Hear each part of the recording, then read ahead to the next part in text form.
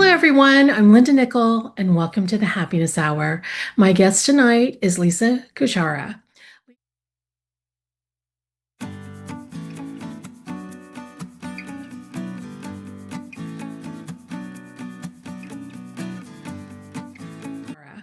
Lisa is an OM System Ambassador known for blending technical skill with a deep sense of creativity and storytelling. She finds beauty in everything from birds and flowers to frogs and forgotten places, creating images that feel as much as they are seen. I'm sorry, let me restart that sentence. Creating images that feel as much as they are seen. Along with her husband, Tom, she teaches a wide range of techniques from macro and still life to light painting and post processing, always encouraging photographers to slow down and really observe the world around them. Her work has been widely published and exhibited, and she's a co author of several photography books. But what really stands out is her approach. Don't just photograph what something looks like, photograph what it feels like. You can connect with her through her website at lisatom.photos. And if you're on Instagram, look for her at lisatom.photos. And I'll link those in the show notes below. In tonight's presentation, Getting Better Nature Photos Straight Out of Camera, Lisa will explore creativity, technique, and new ways of seeing, helping you elevate your photography. Along the way, she'll invite you to slow down and embrace the quiet magic of observation, where small details and fleeting light becomes meaningful images. Welcome to the Happiness Hour, Lisa. Great. Thank you. Thank you for having me. Yes, thanks for saying yes and um, giving up your Wednesday evening to spend with this group. So we really appreciate that. I may have just, it maybe just glossed over your bio and all your accomplishments, but there's something that I missed and that you really want to share. Take the opportunity to fill in the gaps and correct me if I butchered your name. Well, I But appreciate otherwise, yeah, otherwise the screen is yours and you're welcome to get started. So again, thank you for having me tonight. I tend to take the lead in the presentations. Tom tends to take the lead out in the field, but we actually met in a camera club. Everybody kept putting us in the back seat for all the field trips, and eventually we realized that they were trying to set us up. And 20 years later, we're still married, and we do all of this together. We do post as Lisa Tom that photos. We go out together, and it's just really nice to not have somebody there with the watch going like, how much longer are you going to be? So when you kind of take a look at our sites and all of the images tonight, they'll be from both of us, and it's a lot of fun to be able to have somebody to be able to share this with. We love most genres of photography. Nature is definitely our first love. But we also do abandoned, and we do a lot of other types of things. I think the only thing we really avoid is storm chasing. If there is a tornado, I'm going in the opposite direction. But pretty much every other genre we really do enjoy as well. We also started doing something called nature photo retreats, where it's immersion into particular topics as well. So tonight's topic is getting better pictures straight out of camera. So we're mainly talking about nature pictures in this particular evening, flower pictures, sunset pictures, kind of thinking about getting down low for perhaps a nice little crab or something like that. Thinking about finding things and looking at backgrounds and not having to spend a lot of time on the computer. Oftentimes we spend a lot of time in our car. So Tom does the bulk of the driving, and I'll actually take the images right from my camera, send them to my phone, and I'm actually kind of posting those and kind of, putting them in my done file for a majority of them right during that process. Now, I love teaching Photoshop. I love doing some really elaborate composites and things like that. But if my choice is tomorrow to go back out to the same location that perhaps I took a bird rather than stay home and edit, I'm right back out there again. So it is one of those that, although I love compositing, whether it is kind of the ones on the left, which are a little bit more fun composites, or something like an eclipse where we kind of have nature, but we need to be able to do a composite.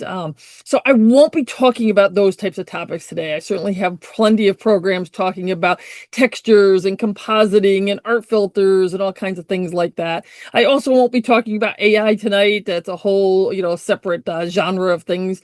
And I'm not going to be talking about basic exposures, right? So in order to be able to do nature photography, you have to know a little something about how do you create a low key image? How do you create a high key image? What is meant by aperture? I certainly mentor people that are brand new to photography and have kind of some of the basics in there. I want to talk about how do we, being out there in that moment, feeling something. We talk about depth of field so much. Everybody talks about gear so much, and I'm guilty just as much as anybody else. I was lamenting that I would like another camera. I mean, we all have that depth of, feel. What's the sweet spot of the lens? I want to talk more about depth of feeling rather than depth of field. I want to talk more about what's the sweet spot that you have. So a particular lens might have a sweet spot, but are you an f1.2 person or are you an f22 person? So I took this weekend, and it is this idea that you're going to be right there in the moment, see the magnolia, be one with the wind, and be able to do something like this and be able to capture that bokeh. Now, it was very windy that day, and I was doing some, and I'll talk about this through the program, some in-camera focus stacking so I could have a lot of depth of field in the image. So I really had to almost do some forest bathing to be able to kind of be with the wind. Sometimes the wind was just blowing this so much that this magnolia blossom was no longer in the bokeh anymore. So it was kind of breathing in and breathing out and kind of thinking through, okay, when was I actually going to trip the shutter so that I could get these consecutive images and stack in camera. So sometimes I see people rush through. We go to Longwood Gardens and they're like, okay, there's a tulip. Okay, there's another tulip. One of the things I love about nature photography is that ability to slow down, an ability to perhaps notice something that people walk through and walk by and kind of almost ignore, one brown leaf sitting on the ground. A lot of times I'll do workshops in October and November, and people go, well, there's really not much subject matter. And I'm like, oh, there's so much subject matter that's going on there. So it's a matter of slowing down. And in this busy day, busy life, busy world that we have, what is a couple of minutes, right? I mean, Albert Einstein had a great quote. He said, put your hand on a hot stove for a minute. Feels like an hour. Sit next to a pretty girl for an hour feels like a minute. And that is definitely me. I can sit there for 4 hours photographing a bird or waiting for a bird to be able to bring in bugs to the young, but give me 15 minutes in traffic and I'm like, oh, this is ridiculous. So our nature photography allows us to be able to kind of de-stress in this crazy world, to slow down and notice one leaf, notice one flower, notice behaviors of things. And the more you're out in nature, the more you start noticing behaviors of things as well. So certainly we think of like the fast pack action of, an osprey, coming in with a fish and, oh my gosh, imagine this mate is so excited because it brought home 2 fish. And then, the next day it brings home 3 fish. Certainly that kind of thing is really fast paced and really exciting. And we want, again, to be able to get these as close to finished in camera. But what about subtler things as well? So I'll talk a little bit about, technique and technology. We certainly need to know something about aperture. We need to know something about shutter speed. If I'm trying to be able to photograph a diving osprey at a really slow shutter speed, I'm going to get something blurry. So we need to kind of know something about gear and something about aperture. But much more importantly is the creativity part. It is the inspirational part. It is really kind of thinking through of how can I tell my story with this image? We all have different life experiences. That moment when we trip the shutter, every single thing that we have experienced in our life goes into making that particular image. You might walk by something that I will notice, and I might walk by something that you will notice. But if we all just slow down, there's so many images out there to be able to be captured. Tom and I are OM System Ambassadors, but people come with us on our workshops that have all kinds of gear. I had somebody recently doing night photography, doing star trails using a cell phone, and there was a plane that went through in the middle of the image. And so as soon as she was done, she went into her little app, used her finger and removed the plane trail. And I'm like, wow, like, okay. And so she was posting that right then and there. So certainly we still have a couple of people that use film and use DSLRs and so forth. But for us, the technology, the creativity, all of that just kind of came together with our particular system. Like I said, we have people come with all different genres of cameras, all different skill levels. We had somebody this past weekend that retired a month ago, bought a camera system, and now is doing a retreat and really is learning everything about photography right from the beginning, kind of realized that life is slow.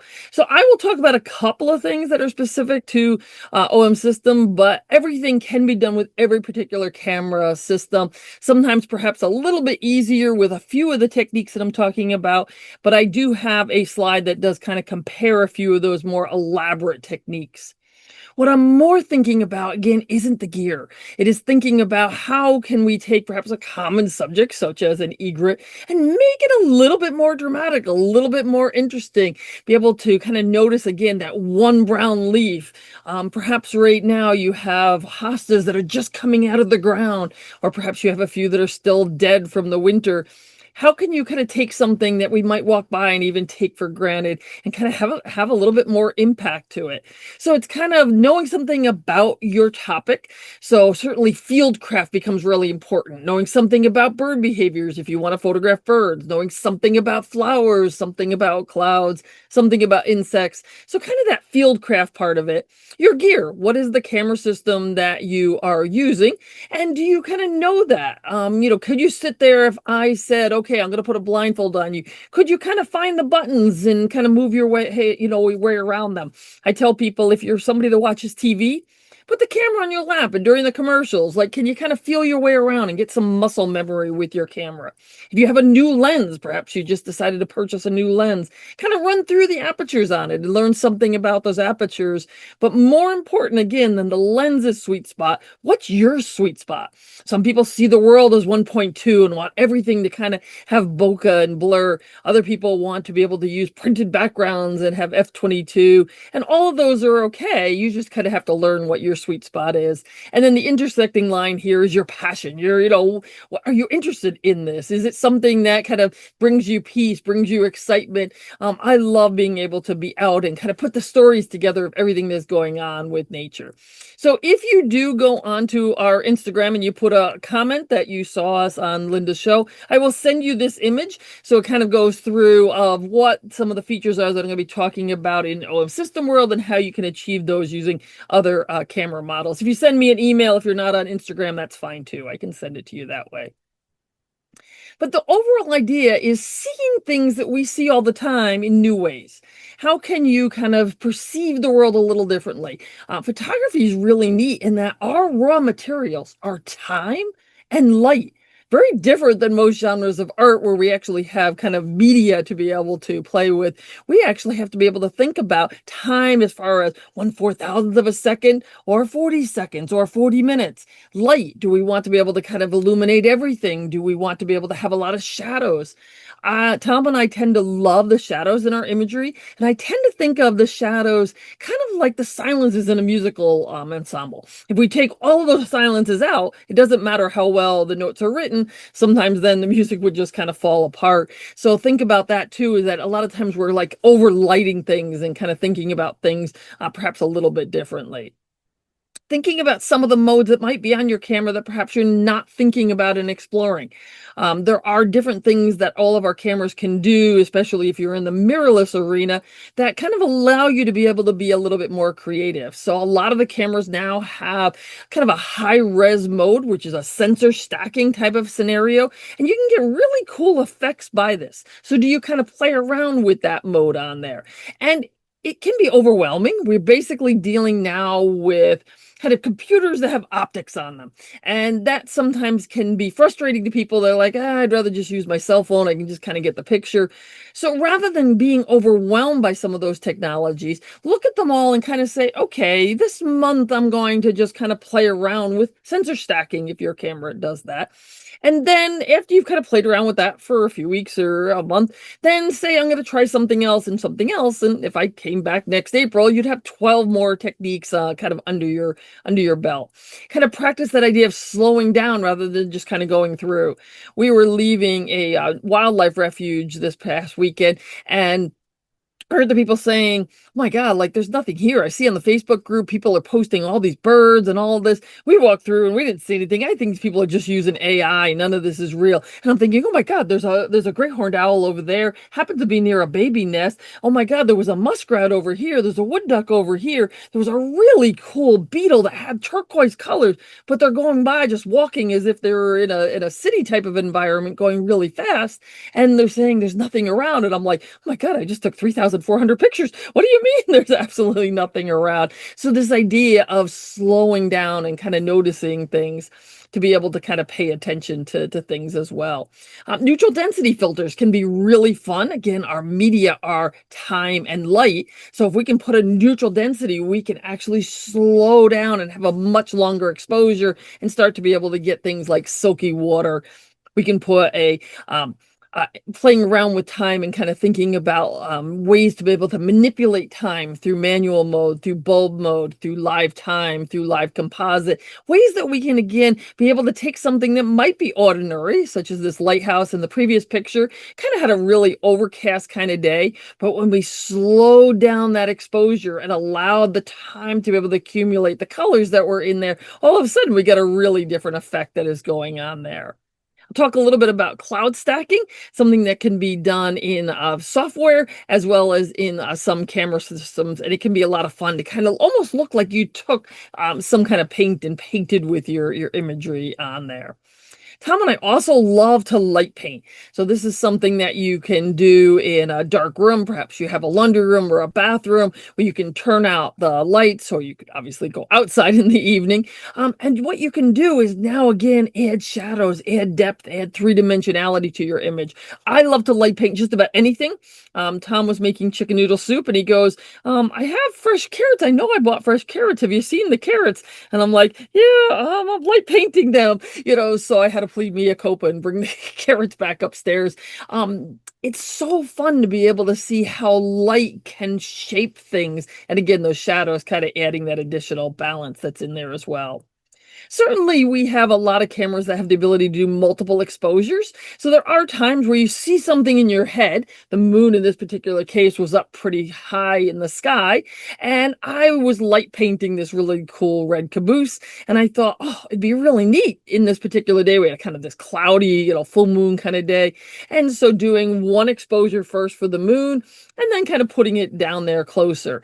Because Tom and I do teach and inspire, when we do any kind of composite, whether it's in camera like this, or if it is something done in post-processing, we do acknowledge it as that, but I recognize that a lot of people feel they're artists and they don't feel the need to be able to do that. For Tom and I do like to be able to distinguish what was done in camera, what was done that's realistic in camera, and then something like this that is a composite. But that doesn't mean just because Tom and I do that, that you're obliged to be able to do that. So one of the big things about being able to get better nature pictures in camera is this idea of slowing down, this idea of seeing the unseen.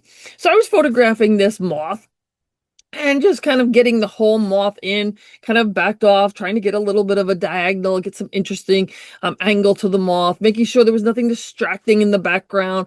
I pay a lot of attention to backgrounds. If you look in the flowers, to me, often I'll pick the background almost before the subject, because if the background has distracting elements, to me, it doesn't matter how good the subject matter is. So I was certainly having a lot of fun. And then all of a sudden I see her start to quiver. And I'm like, like, what's going on with this? And then she's fine again. And then I see her start to quiver. And I went around and looked, and she was laying eggs. And I was like, wow, like, this is unbelievable. I've never seen something like this. And then being able to use something like a macro lens and getting in there at kind of 2x magnification and being able to see those eggs actually coming was this idea that, wow, like, who would guess that we could actually see this in real time? Our photography is really great. It affords us that ability to be able to do that. Perhaps you raise tomatoes in your garden, and if you do, you know that tomato hornworms are one of the things that can quickly decimate your tomatoes. But if you see these on your tomato hornworms, you want to leave that hornworm. Very similar to a Japanese beetle will have a white dot on it. What's happened in this case is a parasitic wasp has actually laid eggs on top of this hornworm. So all of those will end up hatching out and be more parasitic wasp that then can have this natural predation in there. So again, this idea of paying attention to things, slowing down with things, just kind of paying attention to, well, wait a minute. We all know a butterfly has a proboscis. We know that it kind of drinks, nectar and things like that. But when it emerges from the chrysalis, its proboscis is actually forked, and it actually has to be able to fuse during those first few hours after it comes out so that it can form a straw so that it can actually kind of go in and do what it needs to do to be able to have life. Or perhaps a moth that is actually born without a mouth. Like, I had no idea that there were creatures on Earth that were born without a mouth. These moths have a very short lifespan. Their job is to be able to find a mate, to procreate, and to be able to make more moths. Their job isn't to be able to basically, when they emerge, they have all the nutrients that they need to be able to live that limited lifetime that they're going to live. So I find it gives you an excuse to also be curious about life, find out things about life.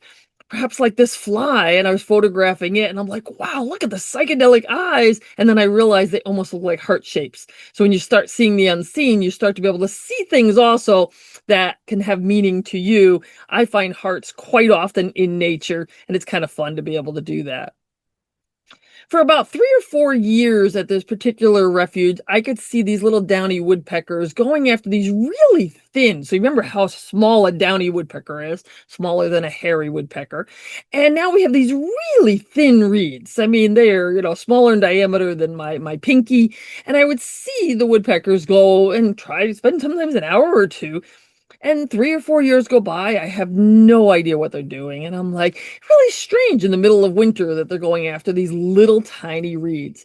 And then this past fall, I finally realized that the katydid with her ovipositor is making a little niche, and she is laying her eggs inside of those. So the woodpeckers know, hey, it's the middle of winter. There's no bugs around. But if I look inside those reeds, there are actually larvae from those katydids that are developing in there. And so sometimes you get to figure out the story right away. Other times like that, it actually took me a few years before I actually figured out what the whole cycle is and the circle that was going on there.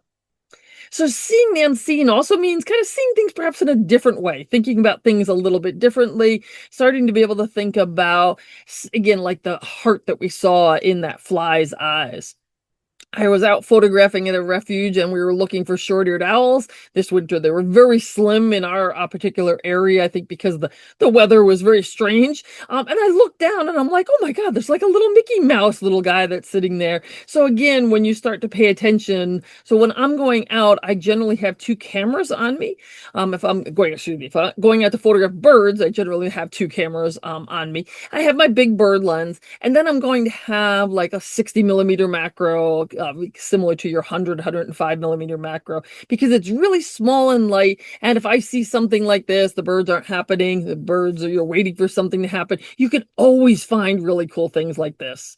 Walking along the beach, and I found this pink hat lady. So, oh my gosh, she's got the two eyes, she's got the little smile going on, but it's that pink seaweed that really makes it look like she belongs to the pink hat lady society that's going on there. So again, walking along the beach, I can spend hours being able to do this. Sometimes Tom's going out to a colony, and again, I have those two cameras with me. Sometimes I don't even make it out to the colony, and he'll text me like, you coming out? And I'm like, having too much fun, and don't make it all the way out there. As I mentioned, hearts can be something that you see quite often, and the more you start to see faces in hearts, the more you will start to see faces in hearts. It is something that kind of retrains a part of your brain that is perhaps a really important evolutionary part of your brain, in that back in the cave days, if we looked out and we thought we saw a saber-toothed tiger, we were unlikely to get eaten. And so therefore, kind of that ability to kind of see things and perhaps apply meaning to them when there really isn't meaning, is something that is a very old part of our brains. The lupins are going to be coming out in our area in June, and about a third of the lupins have little hearts that are associated with them. But again, just walking along, here's some seaweed kind of forming this heart shape. Here's this rock that just kind of looks like he's got a little toothy grin that is going on here. This lichen that looks like Shrek. So we were at an old car yard and we're photographing all these old cars. And in that particular case, I have a camera with a 12 to 100 millimeter lens on. And then I have that again, 60 millimeter lens, to be able to just get in there and start noticing details that you perhaps wouldn't have if you only had that one lens that is with you. I love looking for these types of tendrils. It's something that as the spring is coming out, we're seeing some of them being wabi-sabi, the old brown ones from last year, and then some new ones like this one that to me looks like a flamingo. So we get to be able to, again, slow down and pay attention. We were walking around and I'm saying to the person, like, here's this and here's that. And they're looking at me like, what kind of mushrooms is this lady eating? But if you slow down and start looking at these types of things, you'd be surprised at how often you will actually find these types of things out in the winter. And I am not a huge fan of the extreme cold weathers, and this winter was a little long. And Tom says, come on, we got to get outside. We've been cooped up. So he's out there having a blast, impervious to the wind and the cold. And I'm like, oh my gosh, like I could just have bought some flowers and stayed home for the weekend. I could have done this, could have done that. I could have been light painting. And I look down at the ice and like this question mark is looking back up at me, kind of saying, yes, why are we out here and not inside while it's warm? So if you're receptive to these types of things, you'll find them quite often.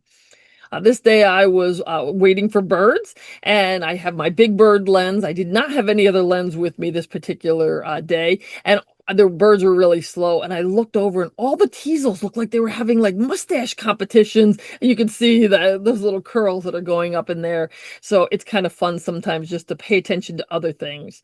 Or here we have the dancers, kind of after the famous impressionistic art piece that is going on. How about another little Easter bunny?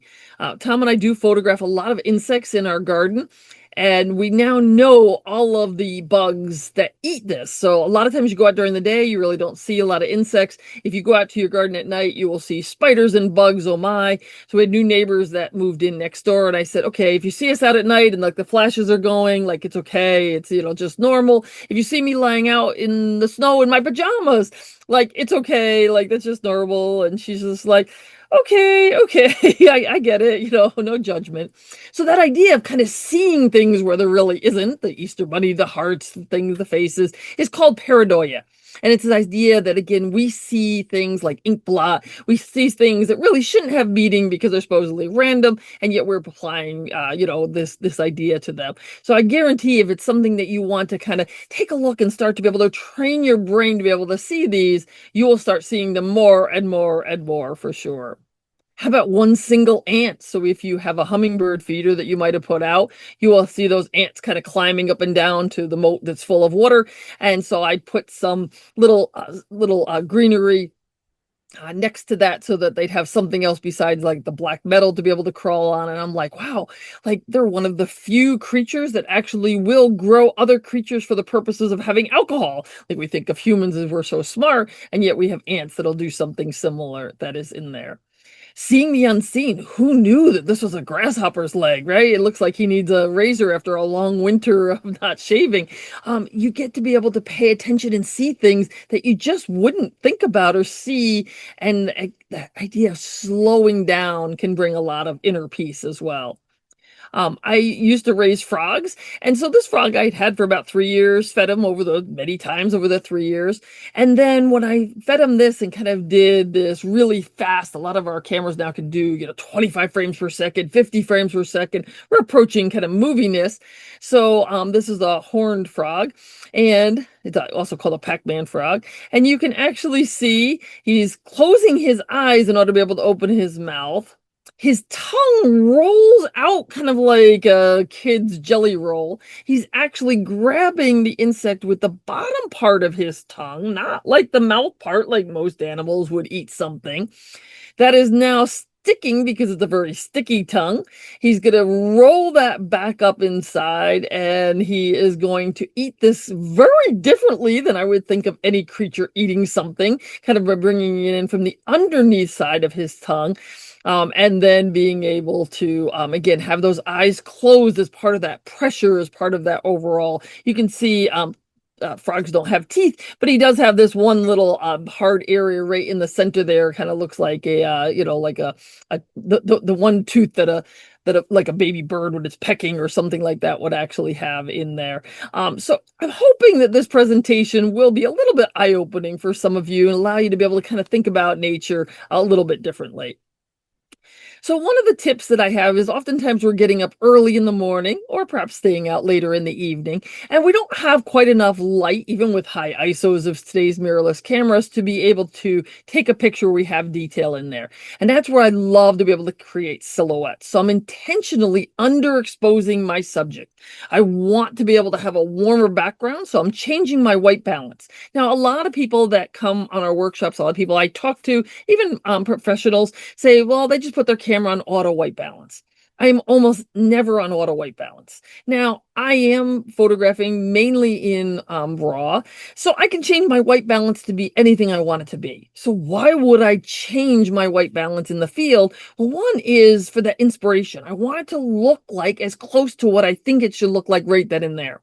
So if you are photographing at auto white balance or daylight white balance and you're trying to create silhouettes, they're just going to look kind of and then, all right, I can, punch up the colors in, my post-processing software. But if I can actually change my white balance to make it warmer, underexpose my image, when I get back and have all those little thumbnails, this one's going to say to me, open me, edit me, I want to be seen.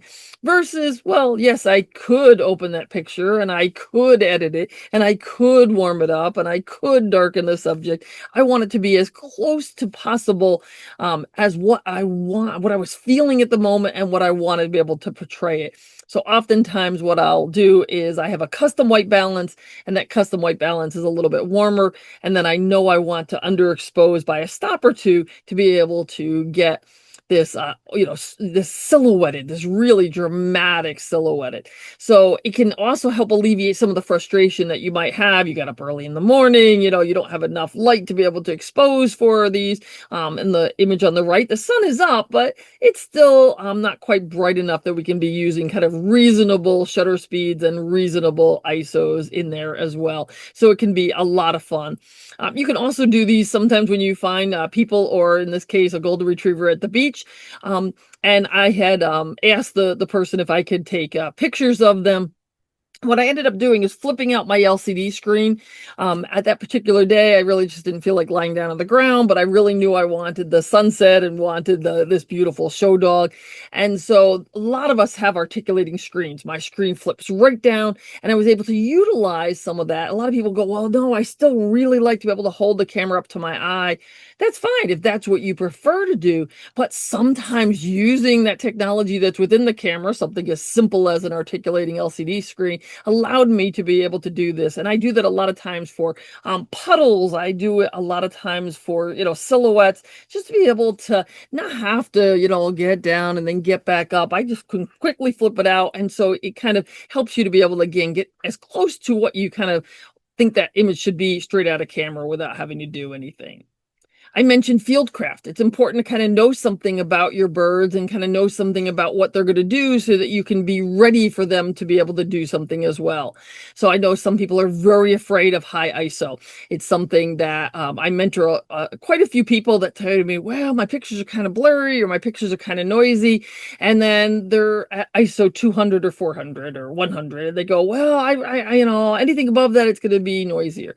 Today's mirrorless cameras are phenomenal. And for all the cameras, we have like DxO Pure, which is going to remove that noise.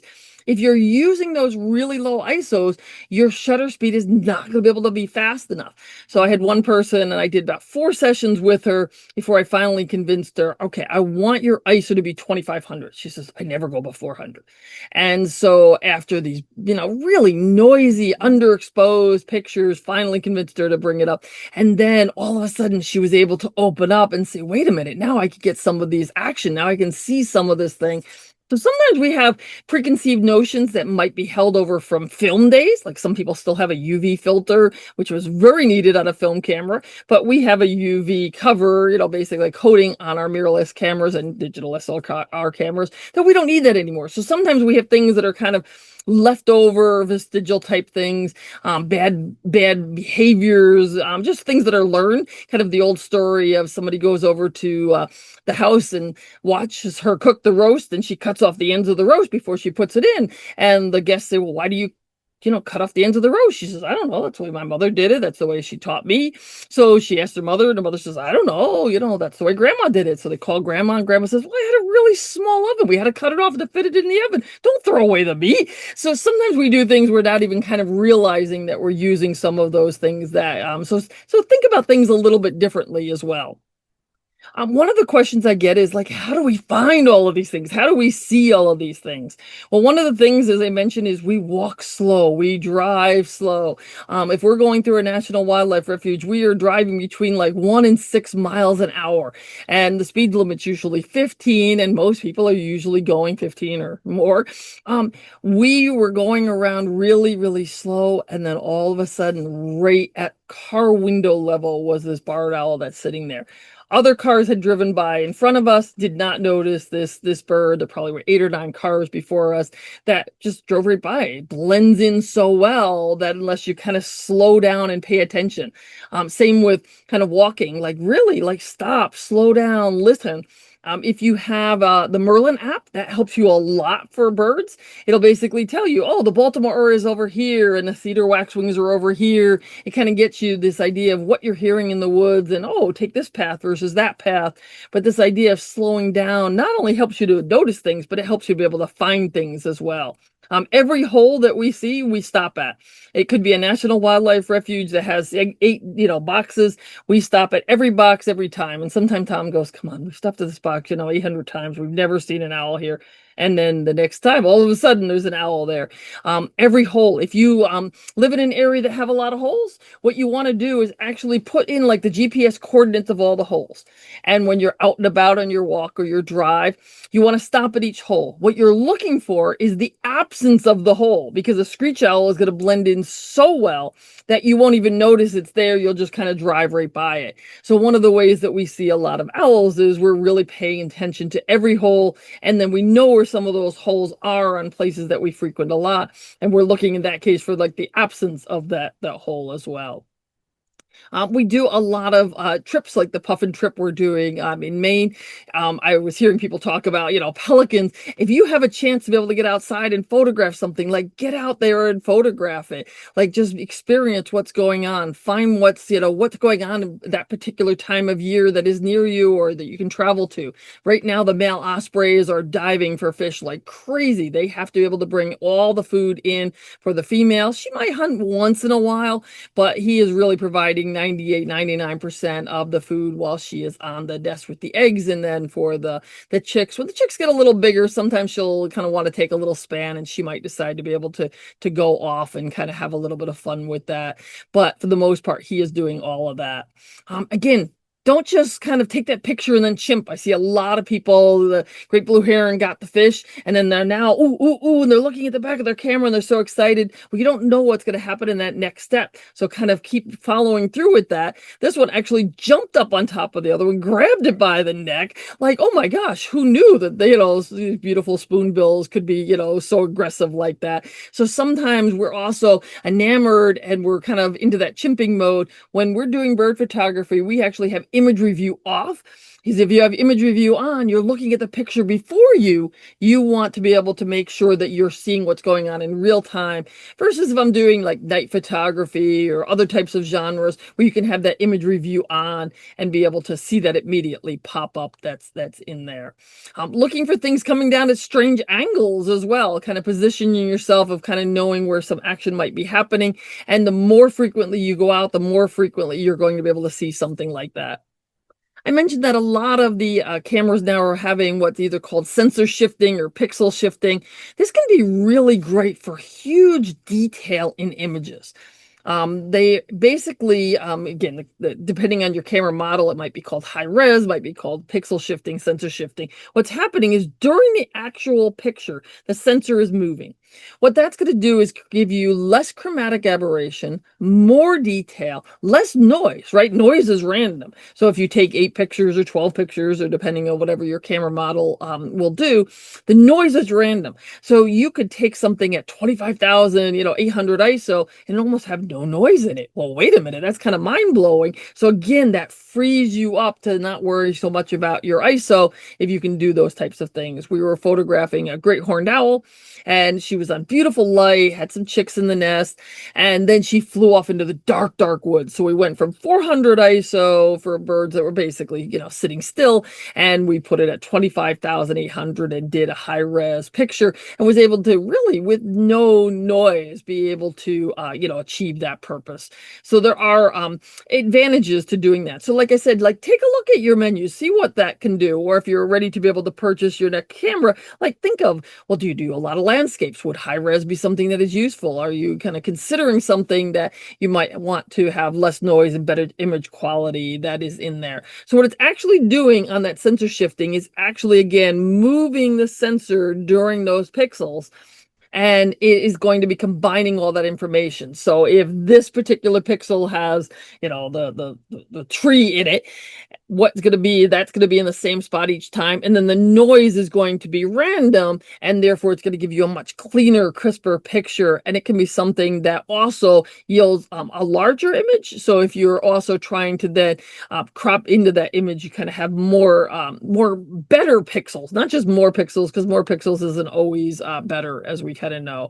So in this particular case, this is a 20-second exposure. So we want the water to be smooth.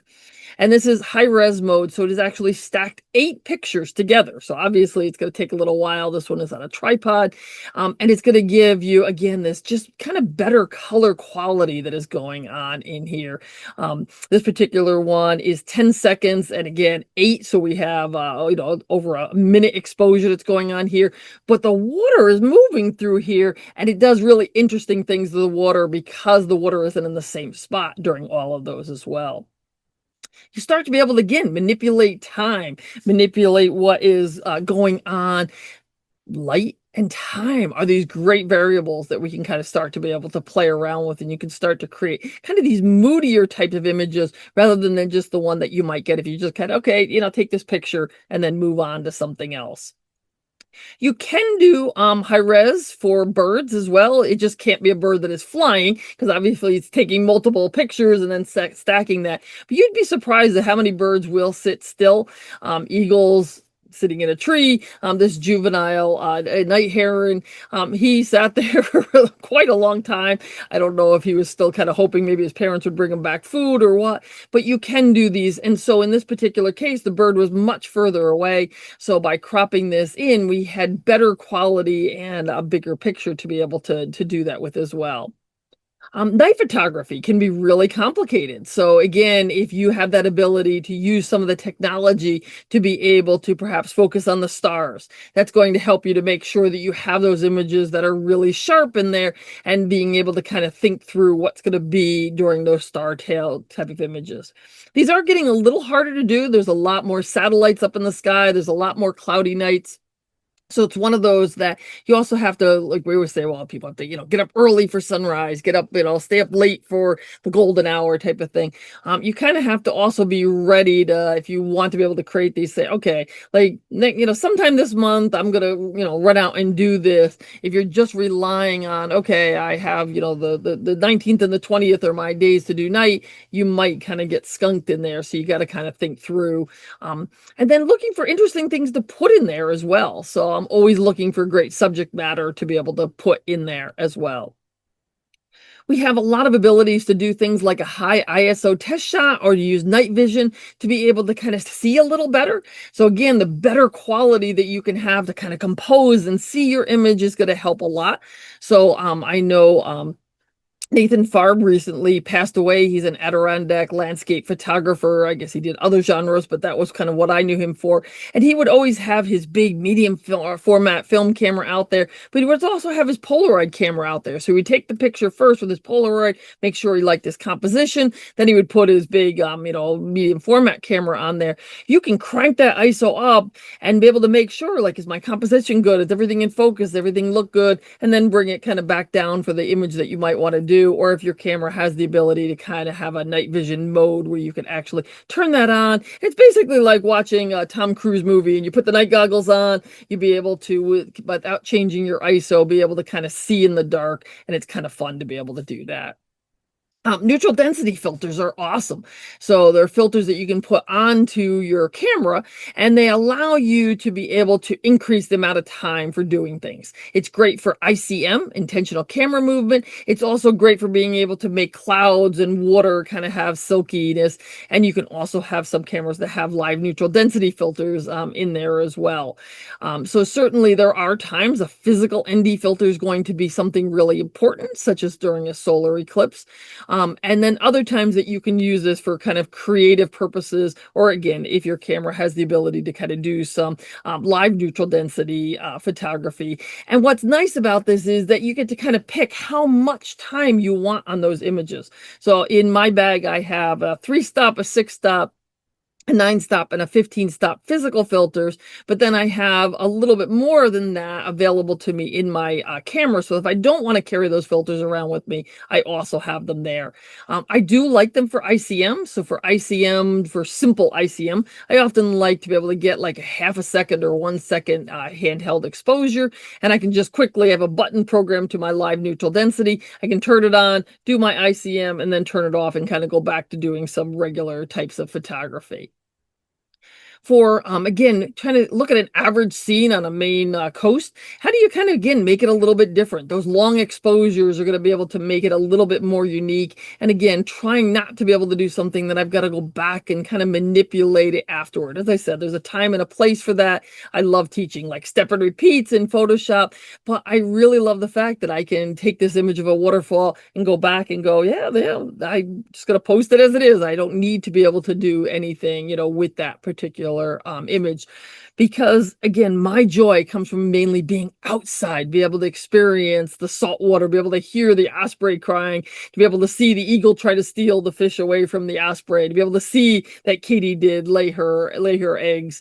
But I do appreciate where we can manipulate time using some of these filters to be able to make the ocean go really, really smooth, to be able to have that longer exposure. And you get to be able to again decide of how much you want. And this is one of those things that exposure is kind of an interesting thing in that there's wrong exposures. So think of like cooking brownies, right? Raw cookie dough in this day and age is bad. Burnt to a crisp beyond all recognition would be bad, but perhaps you like your brownies a little crispy or a little chewy. So with time being your manipulating factor, you get to be able to decide using your filter, how much time do you want to be able to expose on that? And the longer the amount of time that you use, you can get different creative effects. And just like having, chewy brownies versus crunchy brownies, there can be many variants that are correct in there. Something like a simple clam. We've all walked along a beach and seen an empty clamshell, but that long exposure of the tide coming in to be able to make the sand kind of smooth on there can kind of have a different effect. Anytime that you can have a pier out in the oceans, a lot of our remnants of things are still out there. That long exposure just kind of makes for a more interesting type of an image, but also being flexible.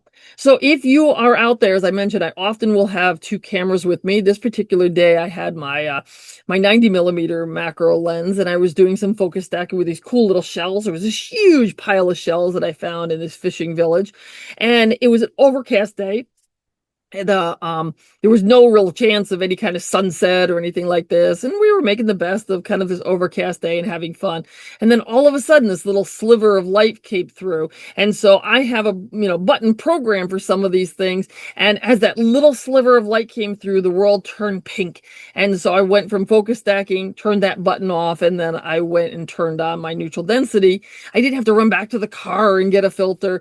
So if you have those filters, like put them in your pocket, like make sure they're accessible, to you, because it allows you to be flexible, allows you to be versatile, like respond to what is going on within your elements and what you see.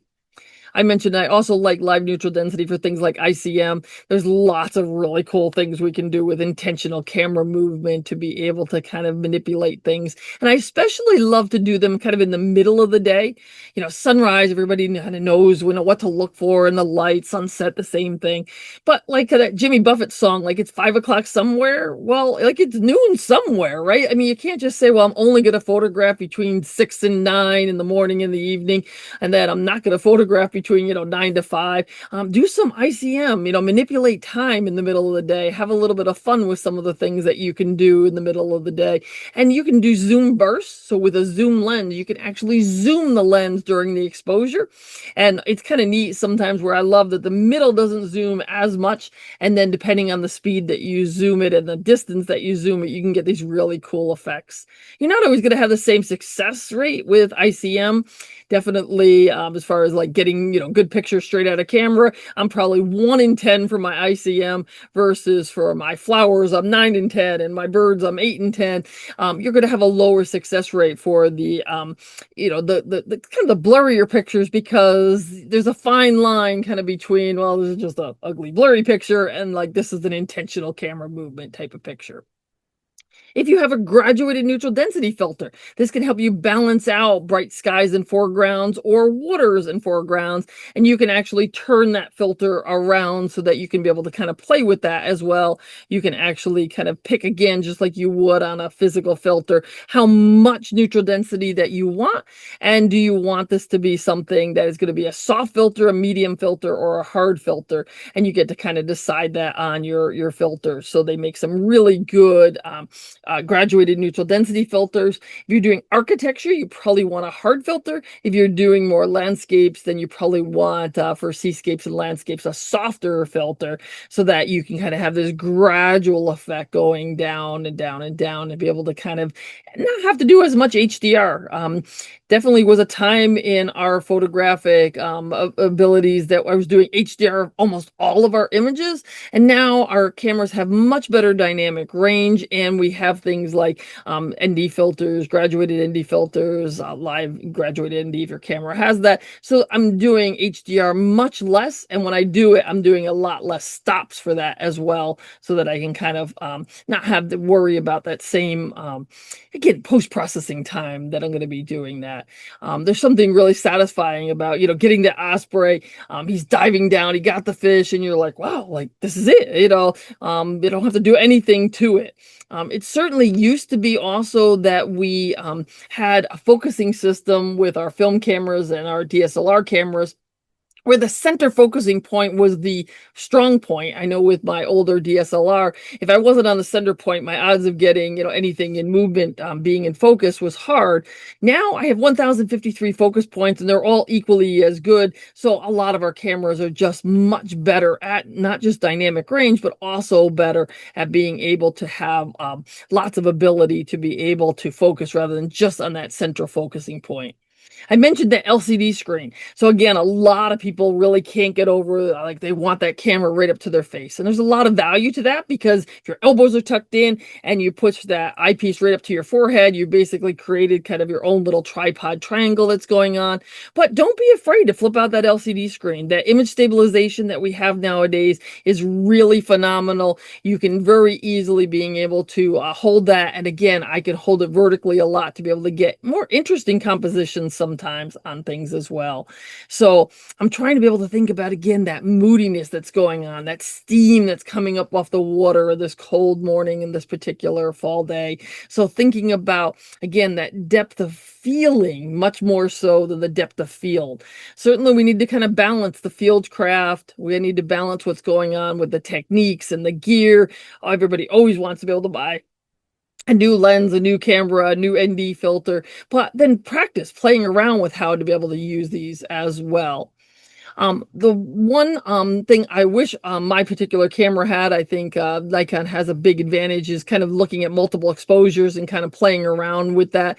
But it's, again, another way of in camera being able to kind of enhance some of the abilities. You can just have a little bit of fun by doing some multiple exposures and be able to be really creative with that.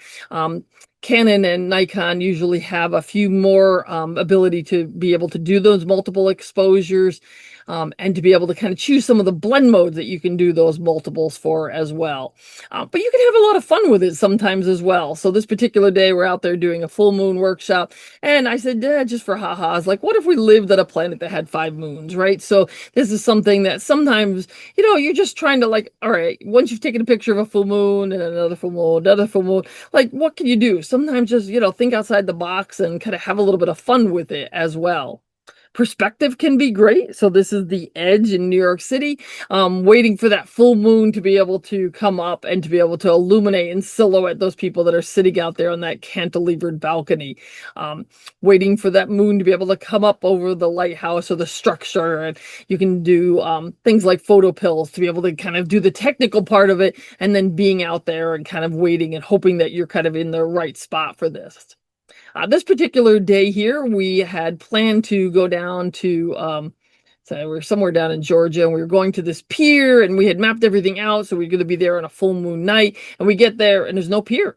It was under construction. There were cranes going on. And I thought, oh, like, now what? So Tom's actually photographing all the foam. It had this wonderful purple color in the sunset.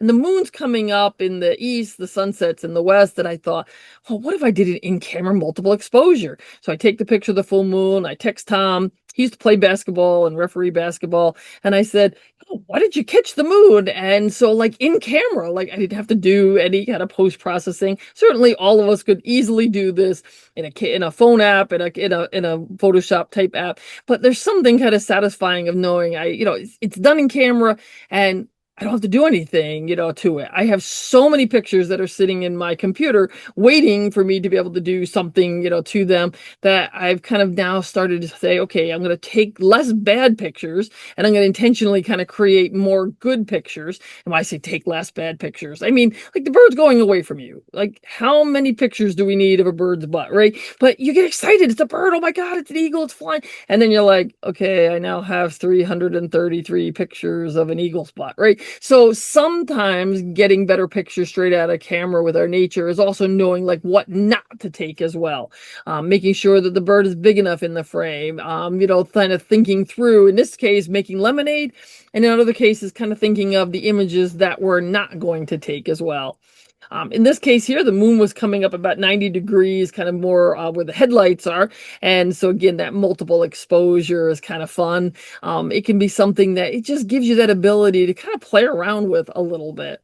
And then the last little bit is you'll notice that in the flower images and also the gears and that kind of genre that we do, Tom and I do a lot of focus stacking, and a lot of cameras now have the ability to either do focus bracketing and or focus stacking in camera.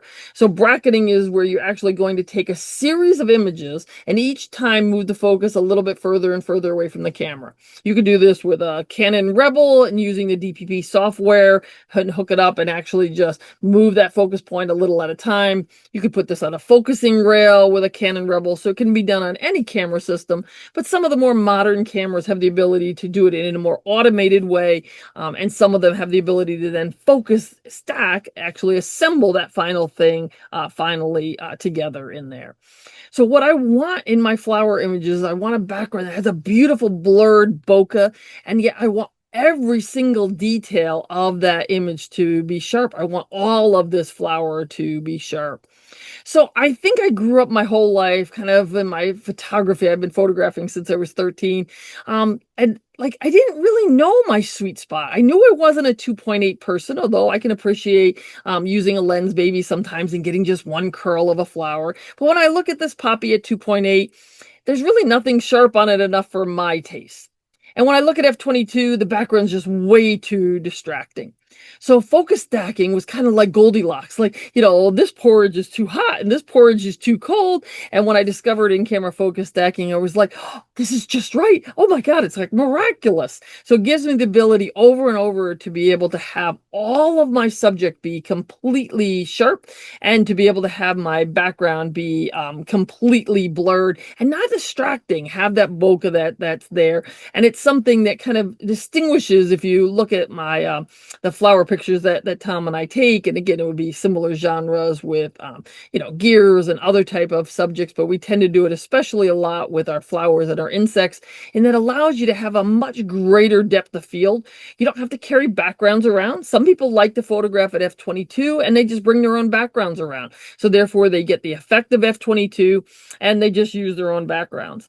Problem with that is now the camera has to be on a tripod. You have to kind of have somebody holding the background. You have to worry about wind because at f22, what's your shutter speed, right? So at f2.8, my shutter speed can be, my ISO can be pretty low. My shutter speed can be pretty fast. It'll just go boom, boom, boom, boom, boom, boom, boom. It'll give me that final image. I know that I've got it. I don't have to do any processing, with it afterwards. Some people prefer to be able to do the processing themselves afterward, and that can work equally. Or if your camera doesn't do the final composite, you can use software like Luminar Neo does a really good job of focus stacking. And of course, Helicon and Xyrene Stacker can do that as well. But it's really kind of a really beautiful way of separating the depth of field, the background, and creating again that depth of feeling that is going on in there as well. So this particular lady slipper at photographed, the background just becomes really distracting to me. I love it where I can actually do this and have that background just be kind of the accompaniment, not be something that's going to be taking away from the main subject that is in there. So what you're going to want to do is think about a flower, or whatever your subject is, as a person. Where's the nose? That's the part that's going to be closest. You're going to focus on that. And then again, whether you're doing this manually, whether you're doing this through a focusing rail, whether you're doing it through DPP software, using a Cognisys, you're using a camera, you're going to focus and then focus, focus, focus, focus, focus, and then keep going. And you want that final thing to have everything to be in focus from start to finish. This applies to nature photography. If we're, too wide open, we're not going to have everything in focus, but we can actually then see all of those parts that are going to be in focus. It's great for being able to walk around a junkyard, a city, and be able to do this as well. So, this is somebody had put, little Bugs Bunny in a spokes of a wheel. This is a bicycle that was kind of hanging up in this art thing. That 60 millimeter is going to just be, right there. And I definitely wanted Bugs to be, completely in focus. Having the Bugs Bunny not be in focus to me wasn't part of what I wanted to be able to portray.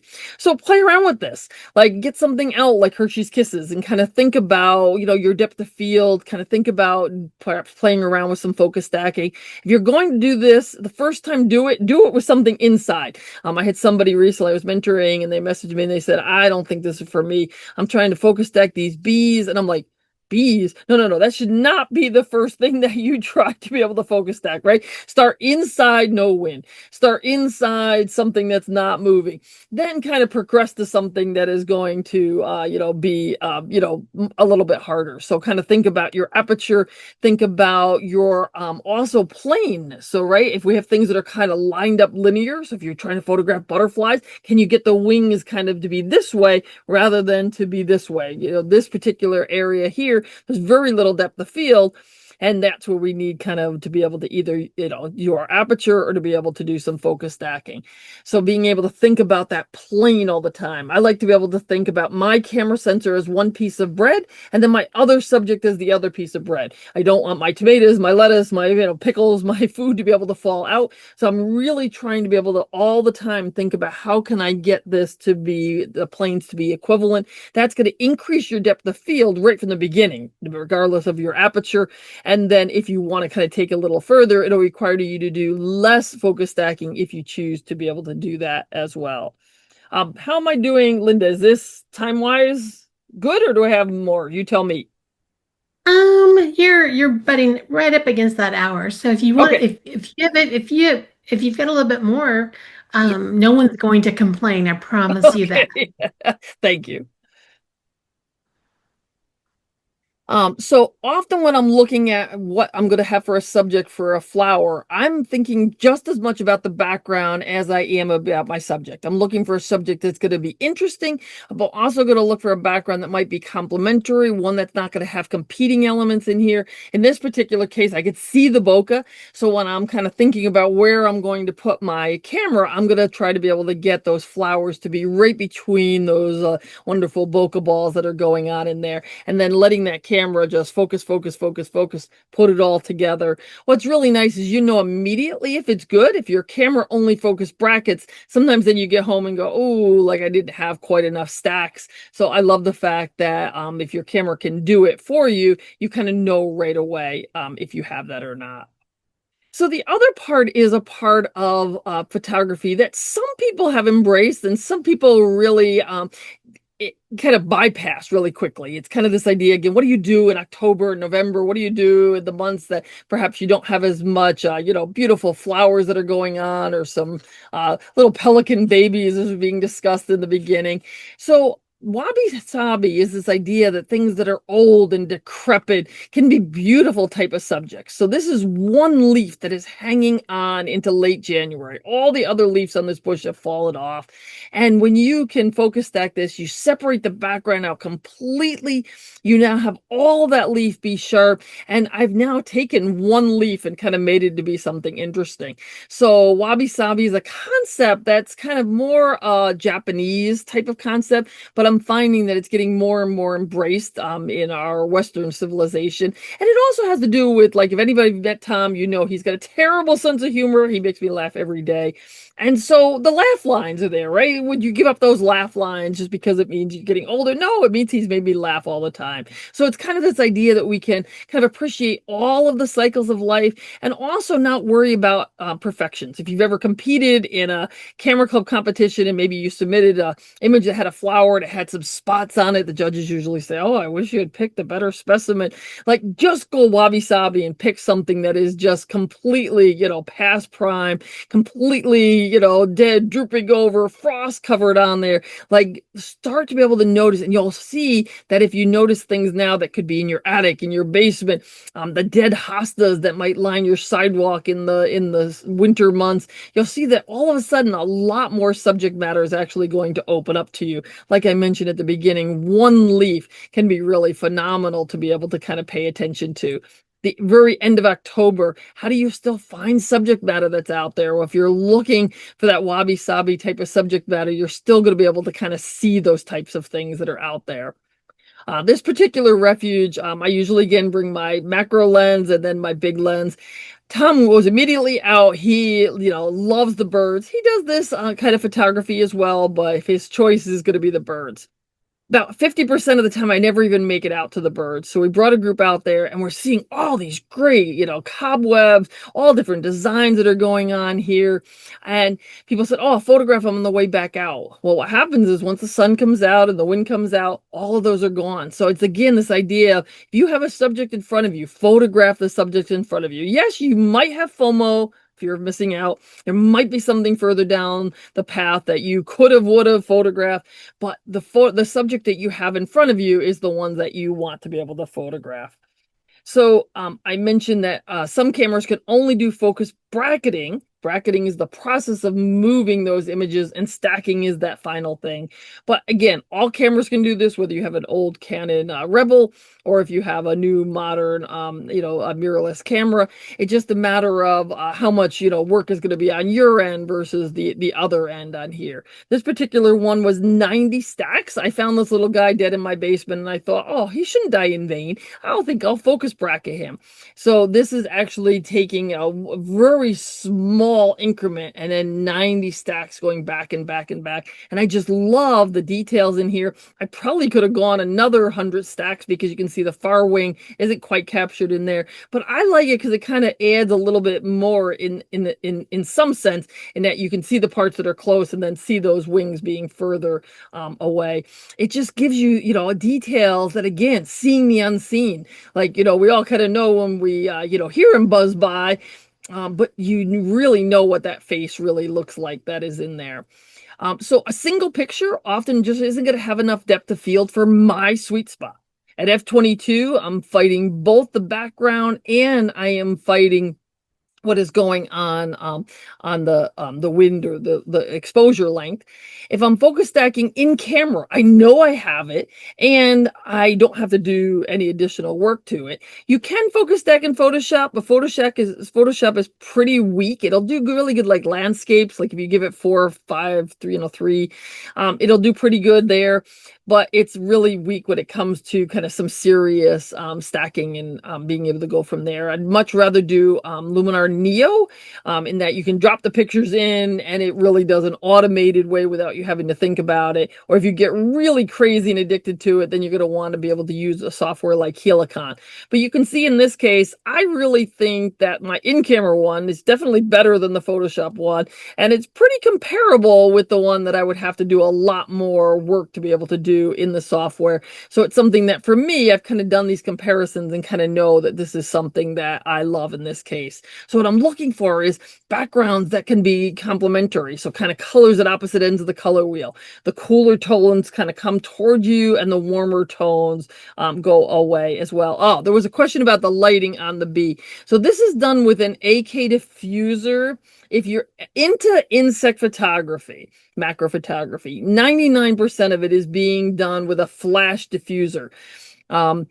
If you email me, I can send you, the information about that. It basically started from a Pringles can, kind of being able to direct light directly at your subject.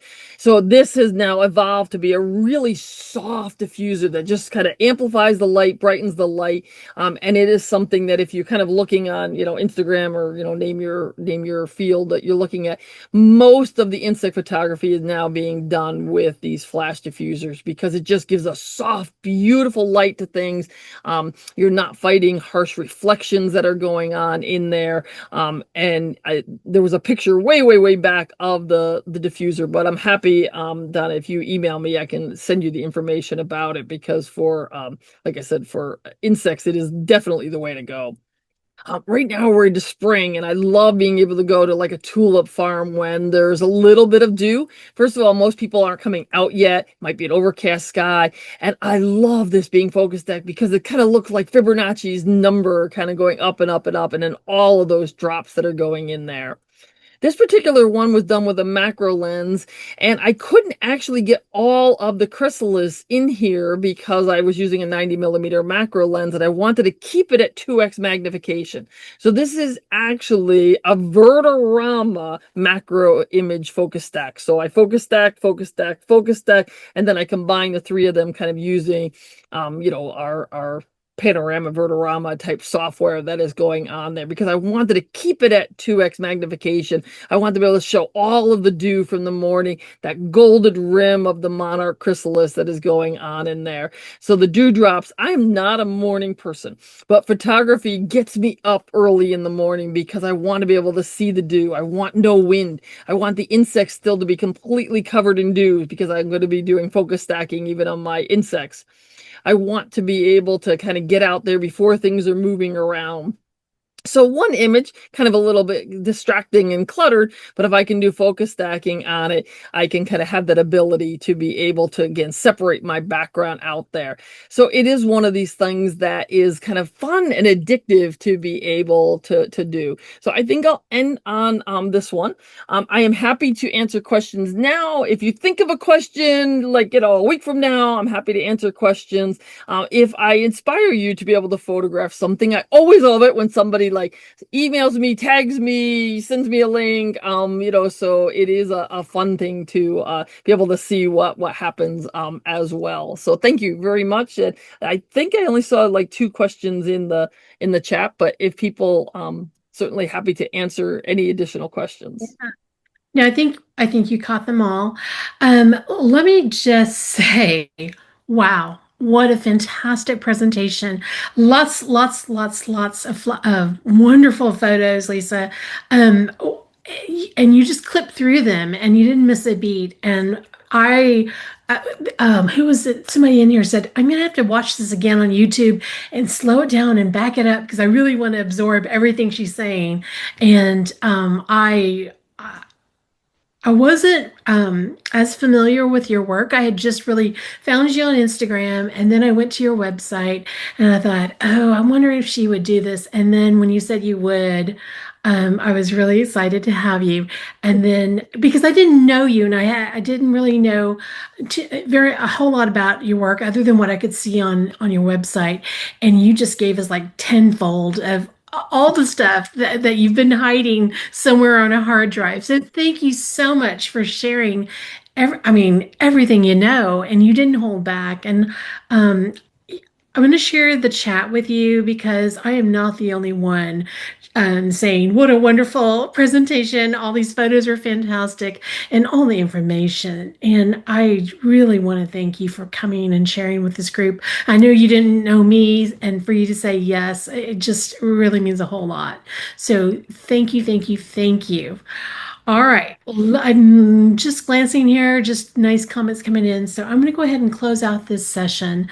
And well, next week, Andy Bruner, who's in this room tonight, will be here to share his presentation, A Wildly Incomplete Guide to Artistic Bird and Bug Photography. He's calling this a masterclass in creating crappy photos exactly like mine. So, spoiler alert, his photos aren't crappy at all. So, have a nice night, and we'll see you next week.